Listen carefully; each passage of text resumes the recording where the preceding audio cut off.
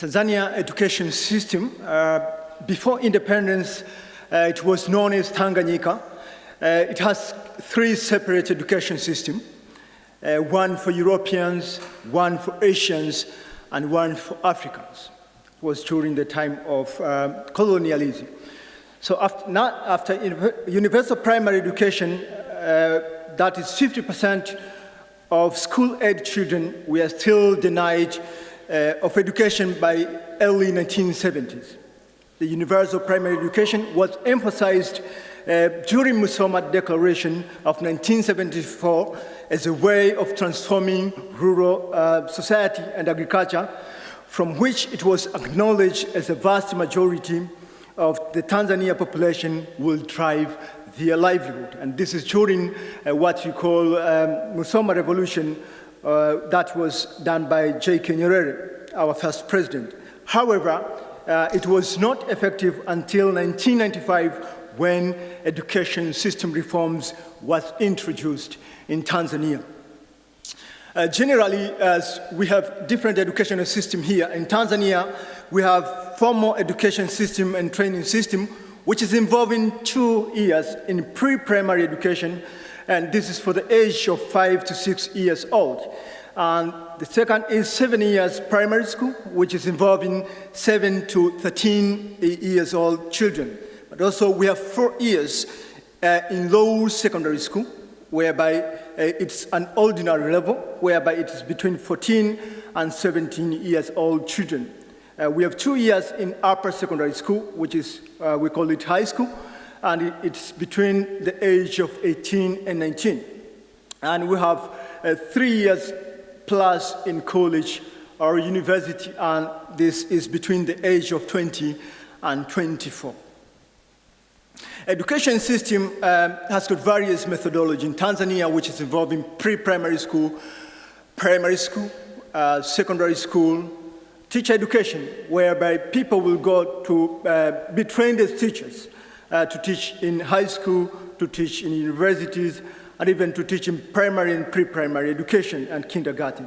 You have adult education, whereby those who miss education will be given an opportunity to attend adult education to eradicate illiteracy, because we have said one of the enemy is illiteracy. But also we have non-formal education, which was aiming to give people skills, for the daily livelihood.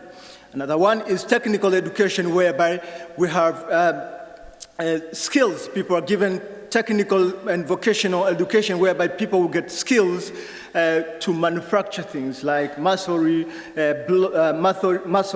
carpentry, and sewing, and many other skills, so that they can get employed and employ themselves. So this is also happening in Tanzania, whereby the church is having one of vocational training school, making these organs and export them outside the country, and it gives the youth skills. Curriculum. When you're talking about curriculum in Tanzania, the main feature of education in Tanzania system is bilingual policy, whereby we have Swahili and English. However, Swahili is the medium of instruction for state school. Over 15,000 state schools have got this Swahili medium and accept English subject, which is only taught in English. Private school, most of them, which is English medium, use English medium, and we have only 10 state schools in the country which use English medium. All secondary schools use English medium curriculum except the single subject which is taught in Swahili.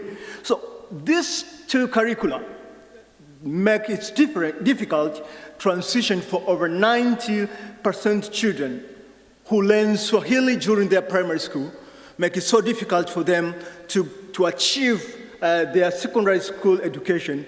And this is a very big barrier, hence it leads to massive failure for the children. The school fees, initially the parents used to pay the school fees in both government or state school and private school. In the year 2002, the government waived out paying school fees for the children. However, the parents must pay the uniform, testing fees, school supplies.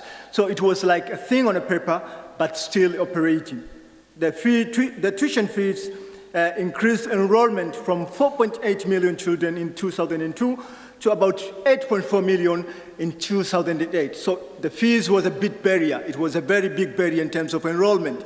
However, most primary school are day school in which they involve walking distances, as I've said in the first presentation, because people cannot afford major means of transport because of the poor infrastructures. Assessment and pass rate for the children in education in Tanzania. The examination system in Tanzania at primary level consists of an exam at standard 4 and continuous assessment with the final grade being awarded at standard 7 at the primary school leaving examination. In 2001, about 7.6% of all children passed the examination, the final leaving examination primary school. But in the year 2003, also 88% passed, while in the year 2007, the marks dropped out to about 78.5%, whereby in the year 2009, it goes even further down by 49%. There are a number of reasons that are involved in either going down of these pass marks. So I want to finish my presentation by saying that in Tanzania, yes, there's a lot of opportunities in terms of education, but poverty has been a great barrier towards achieving this human rights education thing. Thank you very much.